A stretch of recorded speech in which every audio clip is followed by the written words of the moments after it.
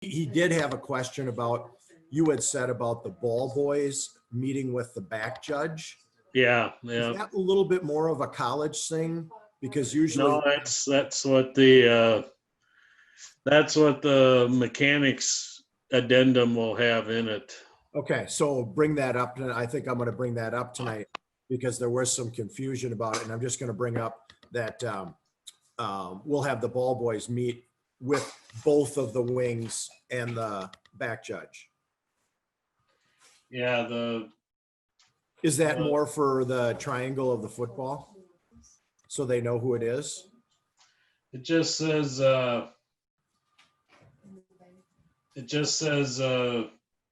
has meet with the ball helpers underneath the back judge. Okay. Yeah, I'll put that in there too. Tim Nicometto is going to jump on. We're going to talk a little bit about the umpire with spotting and stuff like that. As far as flow of the game, first quarter, a 9.5 yard run on where to spot it and stuff like that. You know, keeping the flow and not having measurements as much as we can. Just kind of talk about, you know, the flow of the game in the middle of the field. So. Right. Yeah, 9.5's probably a little tight, but 9.99 is more like it, right? A coach really isn't too excited about 2nd and an inch. He'd almost rather the opponent had 1st and 10, you know? Yeah. I remember when you and I talked about that, and I talked to Bill Erkey about it one time, and I'm like, okay, you're on offense and you get 2.5 yard. He goes, well, I'm torn because do I throw it deep and then try and get it on 3rd down, or do I just get my 1st down? So I don't care for it. And then I asked him on defense, you know, what he was thinking. He's like, well, God, you know, most teams are going to get it. Even if they're not that good, they're going to get that 1/2 yard on a play. So, you know, why not give them that 1st down? I think coaches universally will do that. Now there's going to be some that would sit there and say, I'm not giving up an inch, you know, I don't care. Right. Yeah. I'm just saying 9.5 is extreme. Yeah. It's more like if it's an inch either way. Yeah. On that 1st down run. Yeah. I think most defensive coaches would say, let's have a do-over 1st and 10, rather than have given them all sorts of options on 2nd and an inch. Yeah, I agree. You know? Yeah, and that's what we're going to kind of talk about. Tim's going to jump in and talk about some of the spotting. And I was going to ask Chris, maybe from the college perspective, just to hear what they do. Because you don't like to be in the white hat as far as the triangle very much, do you? No. Because I remember we tried not to ever do that. Well, I'm thinking more in a college game, I guess. But in a high school game on a short yardage thing where it's hard for the back judge to get up there, I think the referee should be involved in the triangle. Okay. If he's out there, I think the wings should be looking for him. But if, you know, more times it's going to be natural to go to the back judge. But if it's one of those where it's short yardage and the referee is right there because it was a sweep that way and the back judge is 25 yards away, it's preferable to send it to the referee than it is to throw a long underhand pass to the umpire or to wait for the back judge. Okay. All right. I see we're at 7 and we're recording and stuff like that. Hey guys, welcome. As a little opposed to last week, we're gonna kind of have more of discussion. I know I had things kind of listed as a bullet style to go over and stuff like that, but I talked to Benny, welcome, and appreciate your feedback and stuff like that from last week. And then we've also got, I know we don't like this, but we're going to bring in an umpire. I'm sorry, guys, but it's all I can do to get him in and out of here. He'll be gone soon. Trust me, we'll get him out of here. But no, guys, I got Tim Nicometto in here to kind of talk about a couple issues that him and I talk about over the year, you know, spotting things that we're working with the umpire. So I think it's good to bring him in and have a little conversation with him. So please jump in. last week. Chris, thank you for some of that stuff. I didn't get a chance. I meant to text you and say thanks for all that input you gave us on some of those topics. So please jump in, even if it's a little bit of the college feel. Some of the things are fun to hear. So please jump in at any time on some of this, Chris. And I'm going to look to you on a couple other things too, and just get your perspective on how you guys do that. Because it gives us perspective too, even though it's high school versus college, it gives us an idea, okay? I appreciate it. Glad to be on. It was good to chat. And, I'm learning stuff too. So thanks for having me. You bet. You bet. So, all right. Hey, happy Father's Day, all you guys, by the way. That's awesome that you're here. I appreciate it. I may not go quite as long as I know Nick Ametto likes to go 2 hours just because he talks all the time. But I may not go quite that whole hour, so I can get you guys out of here and get you back with your families and stuff like that. So you bet, Nick Ametto. Glad to be here. You know it's coming. So, okay. That's all good. It's all good. All good. All right. Hey, we're going to talk about that right away so we can get Tim in and out. So one thing that Tim and I kind of talked about, the important thing that, especially for younger officials and that, or not even younger, the inexperienced, or once they learn. Anybody, it is flow of the game. When we walk on a field to a game, the people in the stands, the coaches, people love a nice flow to the game. There are times when you're going to walk out of a game and feel like, my goodness, that game took forever. There were too many penalties. What could we have done? Too many measurements and things like that. There is a flow to the game where you'll walk out sometimes and go, my goodness, that game just went like clockwork. And there's a reason behind some of that I've learned over the years, okay? One of the first things we're going to talk about is with the umpires is spotting the ball, okay? And we'll get into the triangle like some of you might have heard Mike and I talking about, but the spotting of the ball. Okay, so kickoff of the game. You're going to hear us always talk about starting on big lines. Now, if you're a fan sitting up in the stands watching a football game, you really do not care whatsoever. And I'm not doing this just to fans, but this is coaches too. You do not care if you're off a half a yard on a kickoff return that goes out of bounds or in the middle of the field in that. It does not matter in the game, all right? And what we mean about big line is we don't mean if it's on the 32, take it to the 35 or 30, okay? That is kind of funny because when we chuckle for some of the experience because people get thinking about that. But what we're talking about for a big line is a full yard line. Never starting a series of plays on the 32 and a half. And we used to in the old days. And trust me, it was hard when you're sitting there, guys trying to move the chains, trying to set the clips, trying to get measurements. If you do it on a full yard line, it makes the game go quicker, all right? And here's why. A coach A knows what the yard line he's got to get to. The runners know what yard line when they see the sticks. And also we know, did he get to that white line? Is the ball touching that white line? And it's important, okay? So that's what you mean, or we mean when you hear them say, started on a big line.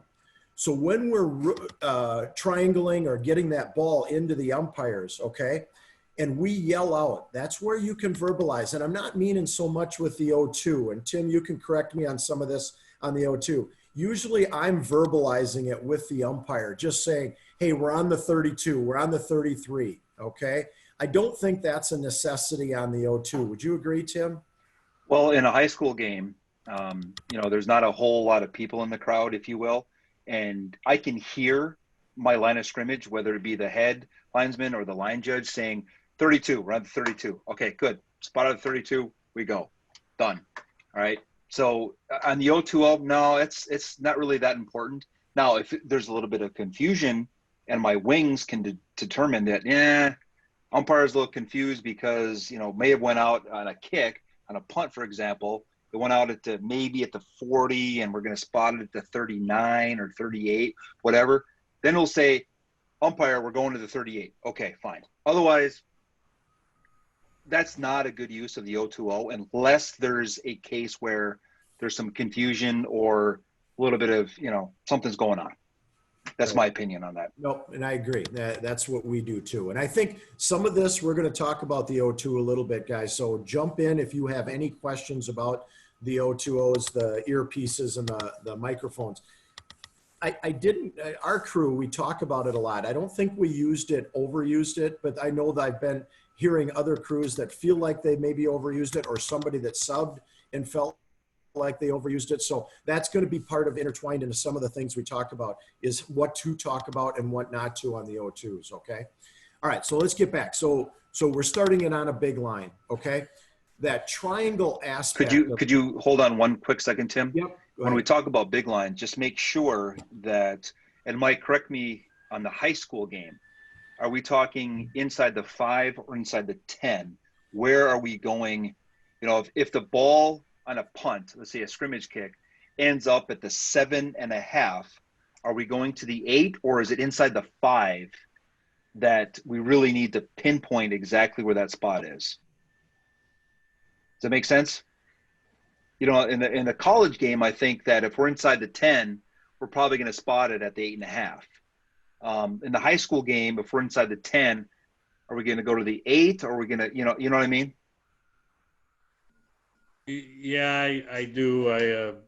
I don't know that there's a hard and fast rule to it. I think the closer you get to the goal line, the less you want to be, you know, especially in the situation where they clearly pin the ball deep on a punt, like on the, you know, half yard line. But you know, if it's close enough, you can still shift it up. I mean, if you're at the 0.99 yard line, you can put it on the 1, right? It's just if they've got them buried deep 4 or 5 inches from the goal line, you don't want to take that away by putting it on the 1. Out further, if and it really depends on how obvious it is where it is. I think the typical case would be on a punt, where it's going to be very noticeable. If you've got something like, say, a fumble recovery inside the 10, or a pass interception that's stupidly run out of the end zone, the teams are not going to care if you shift the ball a little bit to get it on a yard line, right? But if you have that wide, you know, out in front of God and everybody, the punt rolls to a stop and everybody's excited because the punter did a great job stopping it where he did. If you've got them buried real deep, you want to leave it where it is. But, you know, if you're out by the 10, it's not quite as important. Yeah. Now, let's be honest. Most. I'm sorry to interrupt. Go ahead. I'm sorry. Yeah, I was just going to throw in two things on this topic, Tim, and I'll let you address them with the other Tim. Is we do need to address the fact that, unlike NCAA, where almost every field is really nice, we have some poorly marked fields where this won't come into play, where they don't have decent every yard. So this obviously applies on well-marked fields. When we're on the kind of fields where we have 5 yard lines and that's about it, then we're kind of stuck. Where it is where it is. And secondly, Tim, and I think you'll address this, to help umpire Tim mark the ball, make sure that off wing is mirroring him. When I reviewed huddle film last year for 8 or 9 of our crews, I didn't see, you know, I'm not going to say it happened all the time, but it happened often enough that I would see that off wing just sort of casually walking in, not too concerned because it wasn't his spot. Well, he needs to mirror. It looks good. Plus, it will help the umpire if he's looking that way. You need to. Absolutely. So yes. That's a point of emphasis, I think. Don't be lazy because the ball goes to the other side of the field. You've still got a job to do. See where your partner has it and just match up with them. It looks really bad when I see 2 guys that are literally 2 yards off from each other, standing, facing in. You know, that's a lack of game awareness. You need to know this isn't my spot. I need to mirror my buddy, right? We've had some embarrassing things where one guy's a yard ahead of the first down and the other guy's a yard behind. And I'm like, well, where are we? Right. So if I go outside the hash marks to get the ball, because we can do that, I'll go pick up the ball. I turn around and, I'm going to look, let's say it's on the line judge side. I go pick up that ball and, Tim is a line judge. I think you're a line judge. Doesn't matter. You've got that spot, right? And it's your spot. And I turn around, pick up the ball, and I turn and look for, Mike over here. He's my head linesman. I'm going to put the ball on his spot because I trust that Mike is mirroring Tim's spot. Yeah. Because if I go and pick up the ball and I turn around and I come back, oh shit, now I got to turn around and look at Tim to make sure I got the right spot. It just looks clunky. So we need to do that mirroring mechanics, and I like that, Mike. Thanks for bringing that up. Can I add one quick one too? Yep. Another thing, it's important because the person who got the spot most likely could have action that they have to address, dead ball stuff, coach question. They may have a penalty. There's a lot of reasons why that official may have to leave that spot. And it's a nightmare, especially in a high school game, no replay, to lose a spot. That's horrible. And so the opposite official who has less to worry about should be the one kind of saving the day. You're holding the spot. You don't have to move. Let them take care of business. Let them talk to the coach. Let them report their foul, and you just stay there. So then when it's all resolved, you go off that person, away we go. 100% agree, Chris. Very good. Yep. So one thing, and Tim, I'm going to address this to you. On a field, and we have a lot of the 9-man, a lot of those fields that only have the 5 yards. Is there anything, any guidance on those, or is it just get as close as you can? Obviously, there's no trick to the trade or anything that you do. Not really. There's not. If I pick up the ball and I look at you, Tim, and I see you're probably at the 40, 45, I turn around and look at Mike and he's at the 47, which has happened. Yeah. I might just turn around again and take a look at you. If you have like Chris said, if you have no business in front of you, right? If you have nothing to do or nothing going on, I may just turn back around and say, wait, I was at the 45, Mike's at the 47. Let me take a look at Tim's spot. Yeah. So there's really it really comes down to a feel, if you will. And again, like we started off this conversation, if we're not close to the line to gain or the goal line, who really cares if we're off by a half a foot? Right. In the middle of the field at the 45, if I spot the ball at the 45 and a half, I mean, other than, the assistant to the assistant coach, that's his job or her job, whatever, to make sure that the umpire is spotting it right, who really cares? Now, if we're off a half a yard by the line of gain and obviously the goal line, well, that's a big deal. And at that point, Tim, we're probably going to talk about it. That's one thing that I mentioned in our text message, if we're that close, and you'll get to that, I'm sure. Yeah.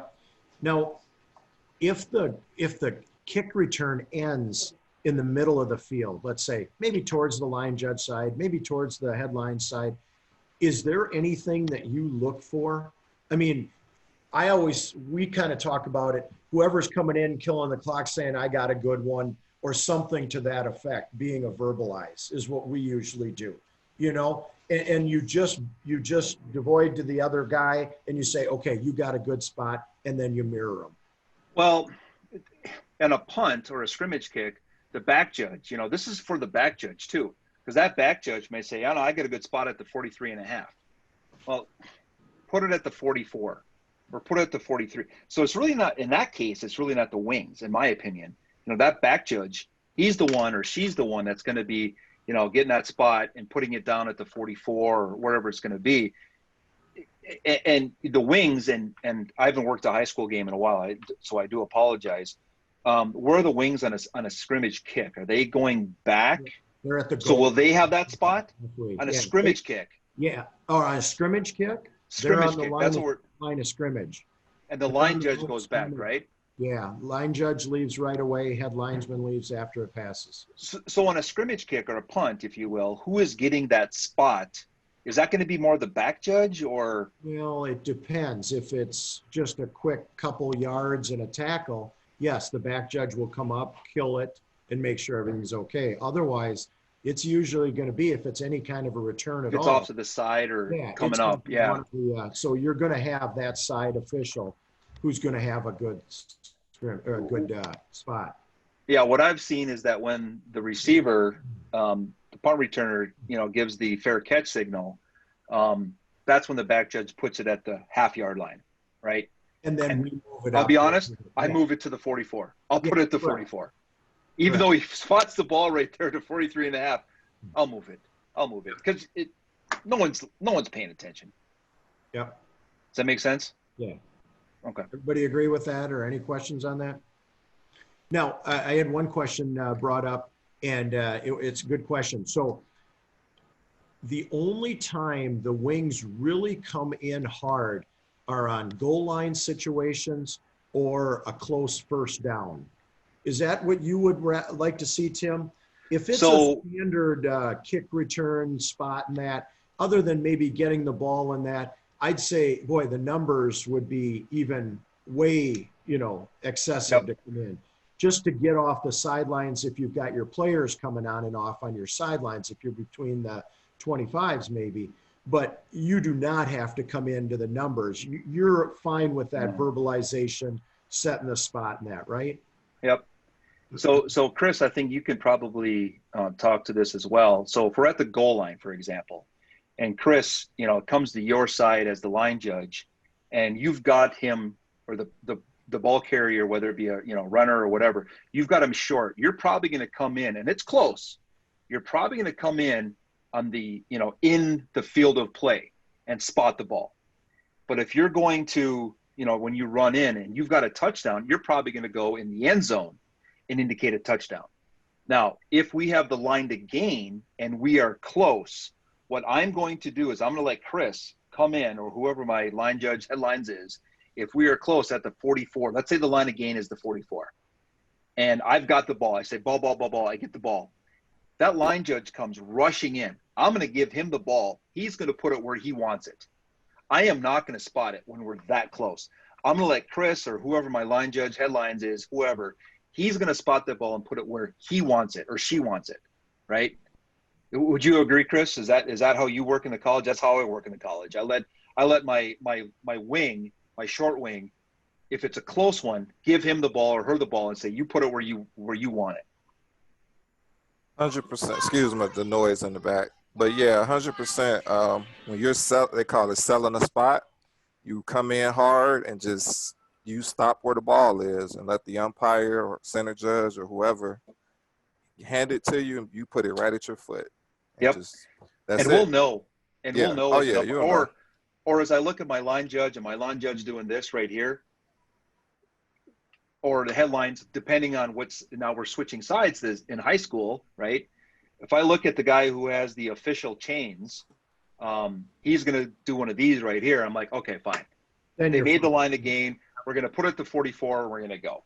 Now, if I don't see this right here or something similar, then I see Chris rushing in. Here, Chris, here's the ball. Put it where you want it. And then let the referee, Mike comes in and say, okay, let's take a look at this. Yeah, and you're talking less than a yard. Correct. And the ones that are the toughest ones are the ones in the middle of the field where we've got to come in, work together with our other wing, who's got the best spot, get best look at it. We're usually going to be stopping the clock at that point because we've got Absolutely. a close one. Get it unpiled, take your time. One of us will ask, we do it, whoever asks for the ball. If one says, give me the ball, okay, you've got a good spot, he must sell it. Otherwise, that's how we use it, whoever asks for the ball. And if I've got it, I put my feet together, I take the ball, I set it down, I move away and let R come in and, take a look at it. But the one that you're kind of talking about a little bit more, Tim, is the one maybe outside the hash where you have the ball. Now, we don't have to come racing in on that quite as much. Mm-hmm. Come in under control, get your spot. You either toss it to them or whatever, but stand there. That's the tough one, because what'll happen in some of those times, guys, is guys will run outside the hashes. All right. and they think they got a first down, they throw the ball a little bit, maybe throw the ball at you or to you. And unless if you've got spidey hands or something like that, don't get caught moving right or left.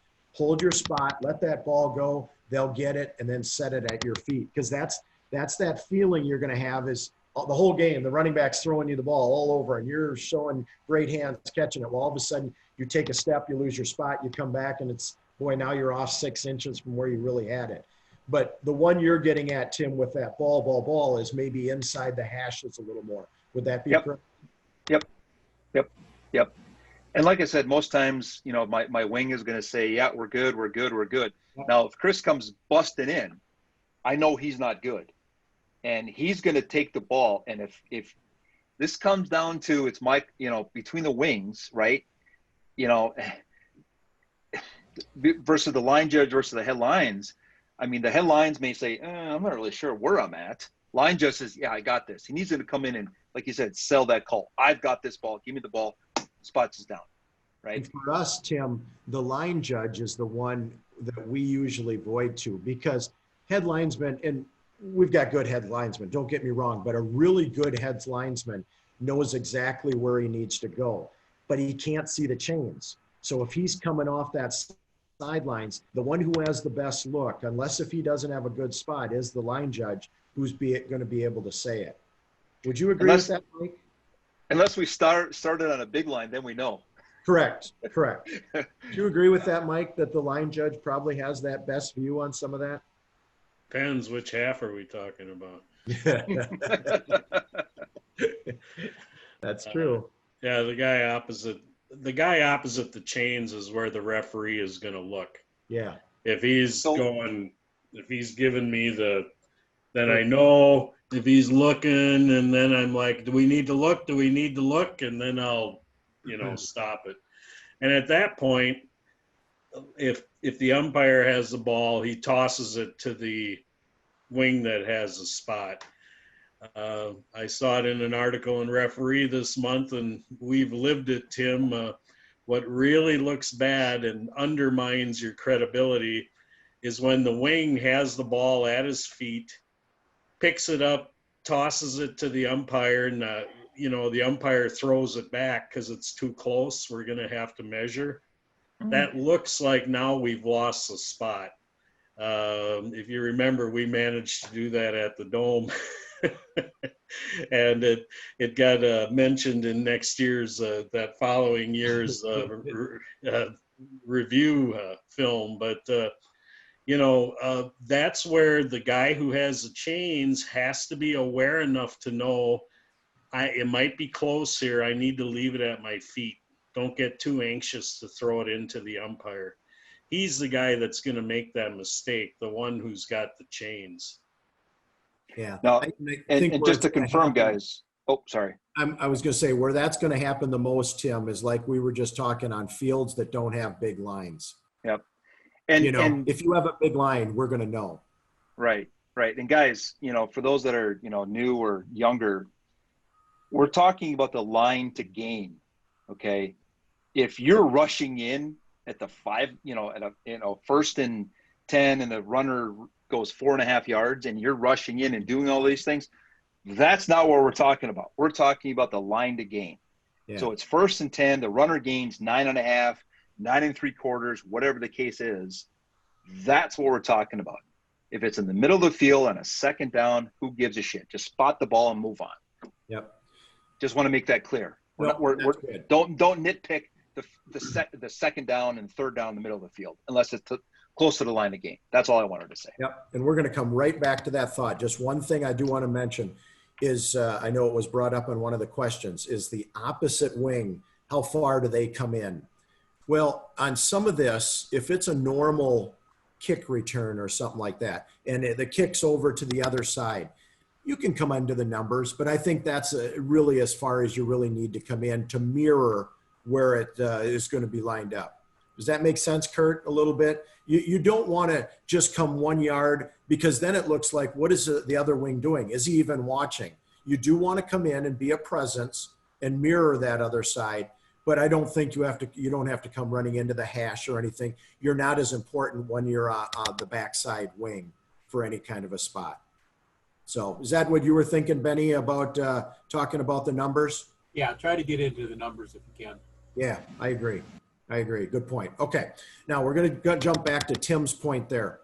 And I was talking about flow of the game. I'm going to add one more thing about flow of the game. All right. You're watching a game and third possession, you've got first down. It's at the 35-yard line and a kid runs 9.5 yards. Okay. Now, Kurt, you being an old coach too, think about this. Does the coach who's on offense really excited to have 2.5 yard? Now, I've talked to Bill Erkey and some other guys about this over the years, just to get some feeling and background. Yes, does he have his playbook wide open? Absolutely. But is he caught in a quandary of, do I throw it deep and, try and get something out of it and then come back on third down? Now I look like an idiot if I don't pick up a first down, or do I just get my first down? So he's in a quandary. The defensive coach is sitting there going, God, I wish they would have just got the first down, because I'll play for a new series rather than try and battle them for a half yard on one more play. So what I'm getting at is the coaches are not huge on it. So try not to, in the flow of the game. Now, I'm not saying in the fourth quarter of a 7-7, section final game that 9.5. That's different.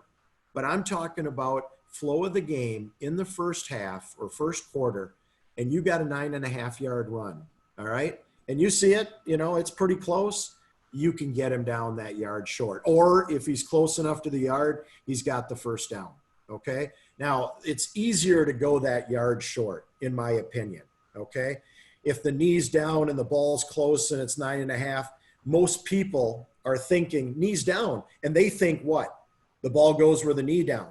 Well, remember, that gets tricky on young officials, because they want to put it right where that knee's down, and it's not where the knee's down, guys. It's where that ball is.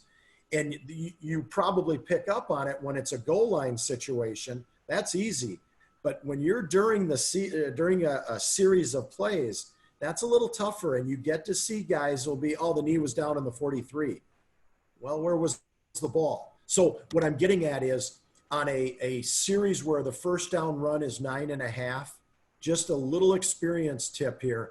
Get that at 9 yards, or if it's close enough, give them the first down. Does that make sense to guys? Yeah, 9 or 10. Yeah. And remember, we're not on TV. Let's be honest. Most of these games are not going to be on TV. You're not going to have 50 HD cameras, right, like they have in the NFL. Correct. Or, Big Ten or whatever, that are going to be pinpointing that. Again, if you're in the middle of the field, give them the 9 or give them the 10. Move on. Good point. If you're at the goal line in a section championship game, well, hell yeah, you better get that right. Right. Now, and like we're talking, Kurt, now the guy who has that call, yeah, he's probably coming in a little bit harder. The backside guy, he's coming into the numbers to help out and stuff like that. That's a little different. But on normal scrimmage plays, you're fine coming in halfway. Just keep the flow of the game going, okay? Another thing about flow of the game are these getting the ball on, off, in to the umpire. And I'm not just talking on series. Let's talk about kicks first, okay? Mike and I used to talk about how can we get things going quicker, okay? In and out of penalties and in and out of change of possessions are the two ways if you really want to speed up your flow of the game, okay? You got a 5-yard penalty for an encroachment or offsides or something that stops it. Boom, that umpire takes it. He gets it down. The referee's ready to blow his whistle. Everybody's going. You can get in and out of it quick, okay? But the other way to do that is to get that ball onto the field on a change of possession, kickoffs, scrimmage kicks, get it to the umpire, get to that spot, get him over the ball, get the arm, making sure the chains are set, blowing that whistle, and boom, we're gone, okay? Now, how do we do that? Now, Mike and I just were talking before we started about using the umpire or the referee on your triangles. The back judge is important. They use it most of the time. I think in high school, we can use the referee a little bit more. Do you guys, Tim, use the referee a little bit more than you would in a college game, obviously? No. I'm using my deep wing. I mean, depending on which side it's going to. I mean, Okay. in the college game, new balls, at least in for my crew, new balls are always coming in from the press box side. So I'm looking at my, I'm usually looking at my short wing for that. So Now, it's a little different in the college yeah, game. that's college game. Let's not talk about the college game. In the high school game, which is what we're all talking about, in the high school game, now I had a fantastic back judge. I mean, I think you all know him. It's Jared Budson. He was fantastic. Yeah, he's okay. Yeah, he would. We talked about it, and he would always get rid of the old ball, and I would always collect the new ball. So I know I will look at Tim Benz or Z, wherever we're coming from, because in the high school game, still, I think, it's coming in from whatever team has the ball. I don't think that's changed. So if Tim Benz's sideline has the ball, I'm looking for him, ball. I'm going to spot that thing. I'm not going to worry about that old ball and a change of possession, because I know Jared is going to run up, grab that ball, and toss it over to Z, and we're done. Move on, right? Is that what you're getting at? Because I'm not worrying about that at all. No, That's on a change of possession, on a punt. Yeah. Now, what about kick returns when the ball, the end of the run is in the middle of the field? How do you handle that then? Do you get rid of the old ball right to Jared and Always. then wait for your wing to get that ball into you from whichever side?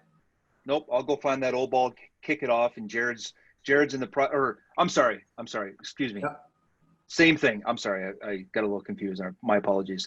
No, I'm still getting that new ball. I'm looking for that new ball. So you just let that old ball kind of run around, find out what yard line you're on, look to that wing, whoever sidelines is coming out. You get that ball. The back judge goes, gets rid of that old ball, and you set it. Yeah, he's going to pop it at the 40-yard line, or the B40, or wherever it's going to be. He's going to pop that ball there. I'm looking for the new ball. Take the new ball, pop it down. Jared takes that old ball, throws it off. Okay. Now, this is going to touch on something that we talked about last weekend, and Dave Benson had a question, and Mike and I talked about. Dave, I think it is going to be important because we do it. Now, a lot of people don't, but we do it. And here's why, is just like they said, is if the back judge gets to know the ball boys a little bit, it's more with the wings because they're running the sidelines. What we're talking about is in your pregame is getting to meet the ball boys. Okay. And it was brought up last week by Mike that the back judge goes over and meets with the ball boys. And Dave Benson and I talked in an email about, is that really necessary? Well, in the college, maybe a little bit more because they got balls transfers and that. Maybe I thought he was getting confused, but actually the ball boy does work with the back judge, like Tim is talking, if you have a procedure where Jared would have their names and be yelling to him, hey, Joey, here's the ball. Is that what you're saying, Tim, that Jared takes and he gets that ball off the field to those guys? Yeah, he would. And then with the new ball, Tim or Z would say, ball. Hey, Joey, give me the ball. Correct. Yeah, and he would throw it in. I would rarely, if ever. In the college game, I never do it. I never get the ball from their ball boy. I always get it from my line judge on a change of possession. Always coming from the line judge, right? Or headlines, or whatever half it is. Sidelines. Correct. But I'm in a high school game. I'm trying to get the ball from the wing, and if the wing is busy because of whatever's happening, I'll go to I'll get the ball. And normally 99.9% of the time in a high school game, it's going to be Plainview's ball, right? Right. I'm not going to get Stewartville's ball coming from the Plainview sideline. Right. That's the one reason in high school or in college we look and say, well, because you have your own balls. Well, because they go, So no, So the wings will know the ball boys' names. They will. Yep. And I think, Dave, does that make sense to you on our the crew, back judge? Yeah, on our crew, the wings are talking to the ball boys before the game, letting them know that on a change of possession, I'm going to turn and look right for them to get the ball. And then we get our ball over to the other sideline, to the other wing when that ball's going off. Who does that, Dave? Does your back judge do it? Our back judge might, as a triangle, get it, and if but generally it's a retrieval from the new ball coming in, that wing's getting it in, and the other ball's going over to the other wing so that he can give it to the ball boy.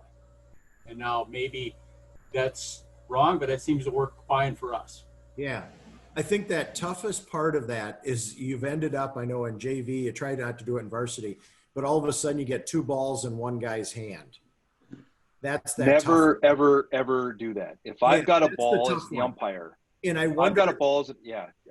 I Don't wonder throw if me you a get ball. away with that, Tim. You get away from that, Tim, if you're doing like you're kind of saying, where the back judge is doing one thing, the linesman, head linesman, and line judge, the wings are both doing another thing. So everybody has one, because you're not talking about Mike's famous line of the Joe Willie Namath throw from the sidelines into the umpire. You can take your time going in, going, hey, we're on the 44, while the back judge is getting that ball off. And you've already got the new ball saying, hey, Tim, we're on the 44. You walk in, give a nice underthrow. You don't have to triangle that quite as much. Is that what you're talking about? That's exactly it. So if I'm trying to get the old ball off and trying to get the new ball, I've got the old ball sitting in my hand, right? And Tim Benz is trying to throw me the new ball. I'm like, don't throw me the new ball, because I'm an umpire. I got hands of stone. You know, I'm going to drop it, right? That was a joke. Okay, Yeah. there's Well, you nobody were laughing. you were as a back judge, you were as a referee too. So go ahead. But anyway, the point is that, you know, the umpire, however you work it, and I don't know if there is a specific MSHSL mechanic, but the way we worked it is that I'm getting the new ball as an umpire, back judge is getting the old ball off, whether it be going to the headlines or the line judge. I don't know if there's a set mechanic, but work it out. Mike, is there a set mechanic for that? I don't know. Yeah, no, I'm not aware of any prescribed ball handling mechanics for high school. You know, like you're saying, NCAA is much different because they regularly bring in new balls depending on where the old ball went. Whereas in high school, if there's a ball 40 yards downfield, 20 yards out of bounds on an incomplete pass, that's the ball they want to play with. So we've got to go get it, right? And that's not changing, right? We're not going to change that. Mike, No. Do you see that changing? No. I think the idea of the back judge talking to the ball personnel is, you know, in their games now, these guys, and they're usually kids, coaches' kids, they're going to be working with three different people, the back judge and two different wings. So there's really no harm in the back judge talking to them and saying, here's what's going to happen. The guy on your side of the field is going to talk to you. He'll introduce himself before the game starts. Because remember, if you're the line judge now, you're talking to the clock operator, the game clock operator, and you're helping with the chains. You know, now all of a sudden you're the guy that's supposed to talk to the ball person too. Well, you're starting to get a little busy. So it's just really dividing things up and acknowledging that, you know, you're not going to own the ball boys on your side of the field. You're going to be working with both sets as a wing, and the back judge is going to work with both of them too. So I don't think there's really any harm in the back judge saying, you know, the guy on your side of the field will introduce you. You need to stay with him. I imagine you tell him to go up and down the field with the wing, right? Is that what you guys tell him? Yeah. You know, you stay with the guy on your side of the field, and then before the game, Benny, Tim, you introduce yourselves. I'm Tim. I'll be working with you this half. So I know that Jared talked to you, right, about what we need you to do, and you can kind of confirm things with him.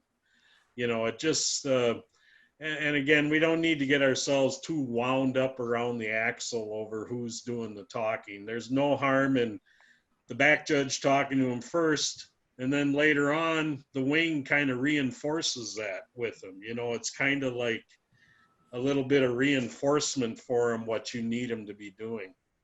Yep. Can't hurt for them to hear it twice, right? Good point. Remember, these are probably 10, 12-year-olds that are, like Mike said, the coach's kids. Coach's kid. 9 times out of 10, that's who they are. Yep.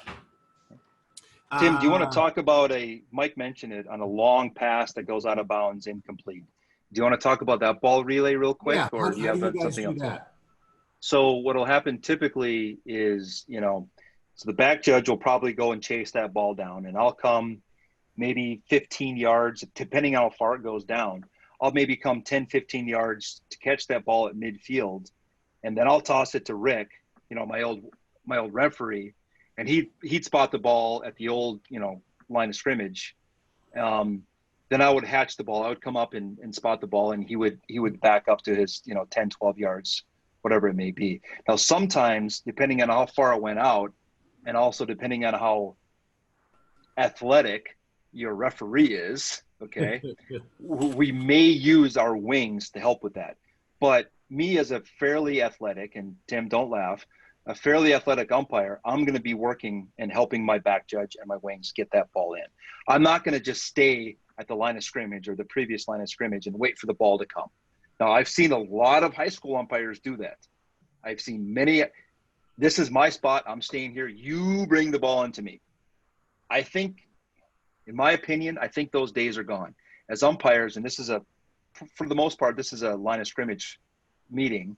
Umpires, we need to be more active. I really think that we need to be more active and athletic, and just not just stand there within that 2 to 3 yard circle, but we need to move out and, move, right? In the old days when we're those big old fat tubs of shit, right? Well, we're not that way anymore. Let's move. That's just my opinion. And you're talking with the cast off your foot, not on, right? I mean, the cast is off, or good one, Kurt.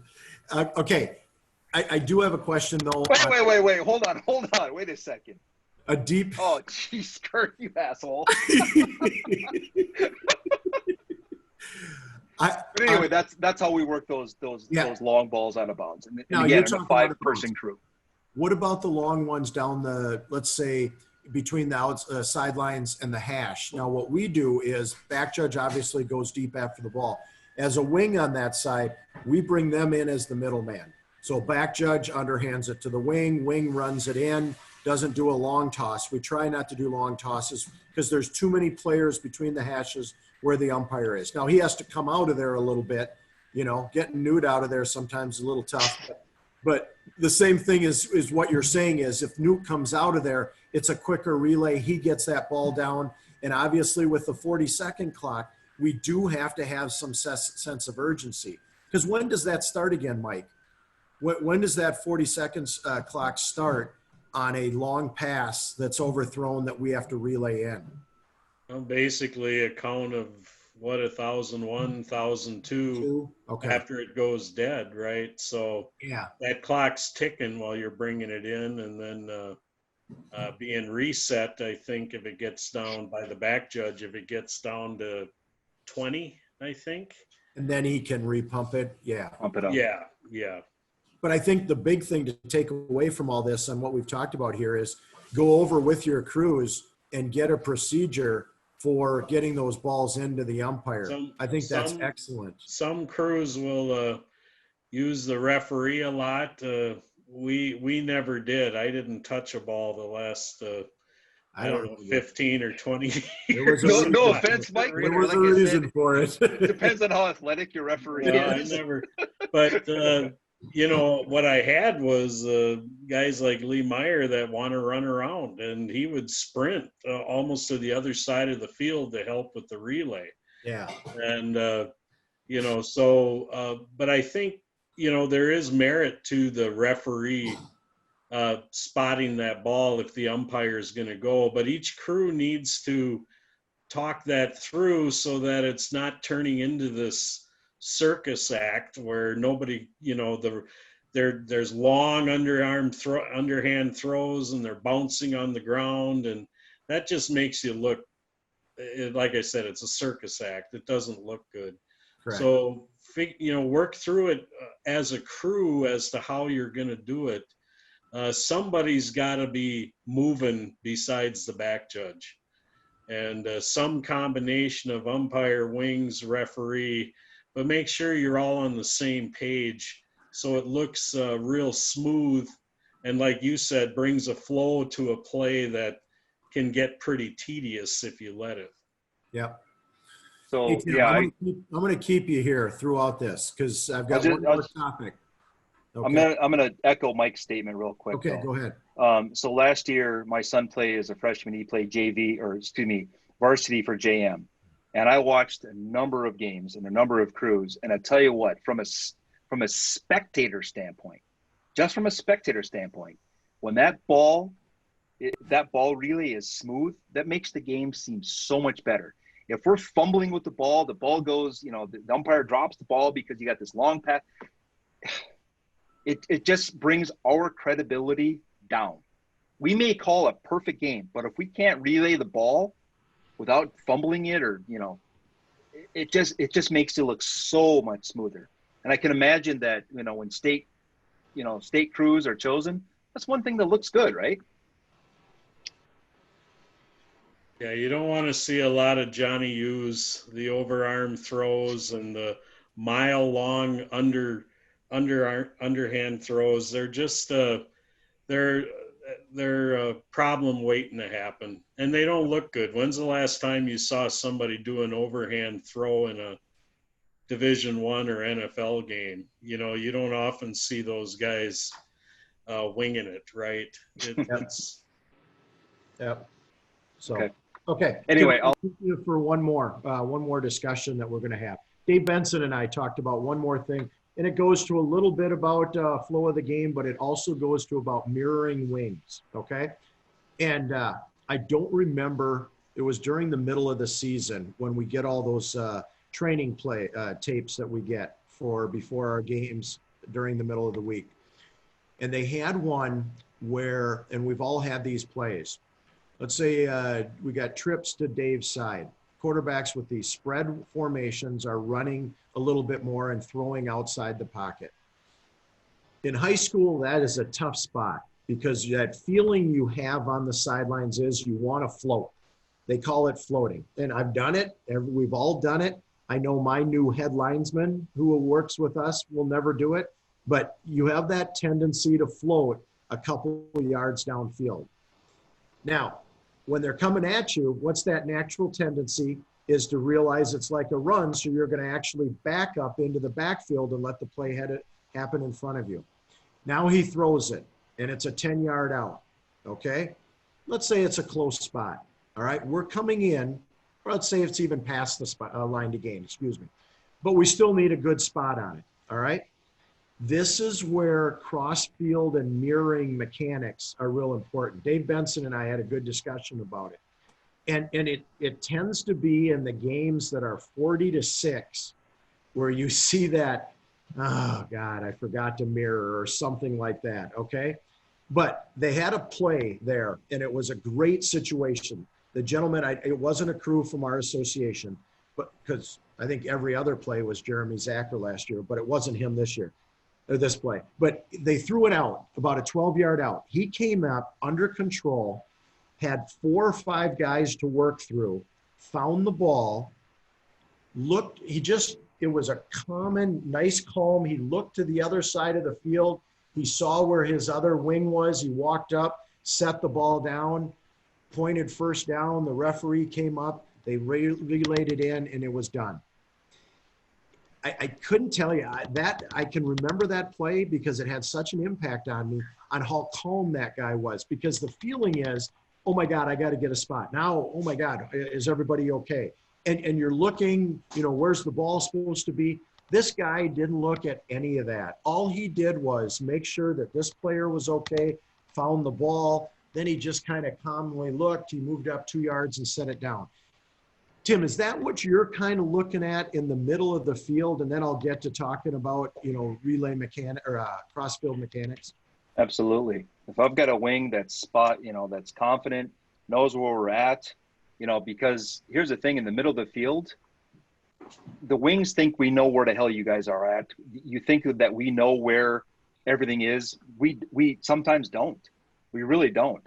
So if I've got a wing that's confident, whether it be Z or Tim Benz or, in college, wherever they are, you know, if they're confident, they know where we're at, I'm going to look for him as I'm getting that ball, as I'm collecting that ball. I'm looking to see where my line judge is or whoever it is, where that spot's going to be. I'm looking for them. If they're calm, relaxed, we know where we're at. We're at the 22-yard line. All good. And now in college, now I work college, you know, I'm going to know where that 22-yard line is. Now, when you go to, you know, Plainview or some of these other, I got you on that one. Some of these other schools that aren't clearly marked, well, shit, I don't know if he's at the 20 or the 21 or the 22. Where is he at? So then it's a little bit slower. Is that what you're getting at? I mean, I'm looking for a confident wing that knows, you know, where I'm going. Because as I get that ball, as I collect the ball, I'm going to look and see where my wing is downfield.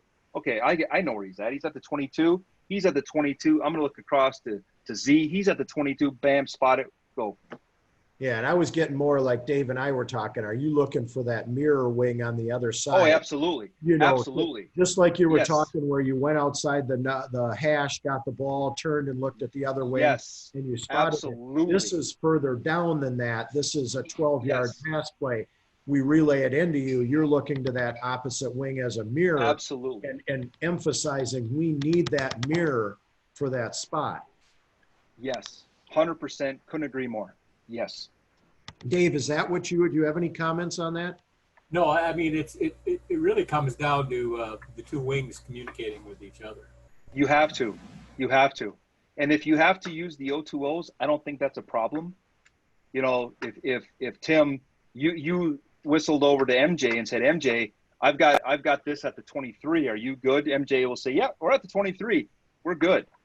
I don't see a problem with that. Looking for help. Yeah, you're looking right. for help on that. Looking for help. You're now, every time. asking, without verbally asking, if MJ comes up and her and I may talk about that and say, hey, when you have crossfield, get on that O2, you tell me, and I'm going to you each and every time because you have a better line on it. And then the umpire will hear that, the referee hears that, the back judge hears that. We know our 1st and 10, the 23, we're good, we're golden. There's Mike, nothing wrong with that. Now, you don't want to do that every time. No, you know? no, but I'm saying we go a yard and MJ says, I got it at the 22. Yeah. Okay, no, but I'm just saying on those pass plays where it's far enough down, you're far enough behind, you're looking at your mate on the other wing, and he's struggling a little bit to get to the play. Hey, I've got a good spot on the 23. Do you agree with that, Mike? Is that a mechanic that can be used? Yeah, when I watch Cruz live or on Huddle, where I see the common error is the off wing will have a spot. Okay, but the wing and it happens on plays where that receiver is coming back towards the wing. Yeah. And so they're coming right into his lap. Okay, and so he's going to have a difficult time getting around players to get to that progress spot. Now, what I see is that off wing does a great job giving him a crossfield spot, and all the wing does on the action side is fight to get his own spot. You know, what you pointed out about the guy in the Prep Bowl game was he just naturally looked up. He didn't fight to find a spot. He wanted to know where his partner was. That's a veteran crew. He knew his partner would have a crossfield spot, and he knew he needed to take it. And that's where the umpire comes in, knowing that, hey, the crossfield spot's better than the guy who's on the action side there because it was getting shoved back into his face, right? So you will improve your game and your crew's game a lot if you can learn to take that crossfield spot when it's appropriate. You know, don't fight it. Don't be so bound and determined to get your own spot. That's what your partner's for across the field, to tell you where he got shoved back from. And it could be important. You might see him as being a yard short of the stake, and your partner across the field got a great look and sees he's a yard ahead of the stake. So, especially on that one driven back, like you're saying, where they're coming back. That's the time. And you can always tell because the guy who's not using the crossfield doesn't even look at him. He's just looking at his feet. He's fighting around players to try to get his own spot. Yep. Hey, guys, I'm going to sign off. Go to get ready. I'm going to sign off. You. Yep, thanks. I appreciate it, Tim.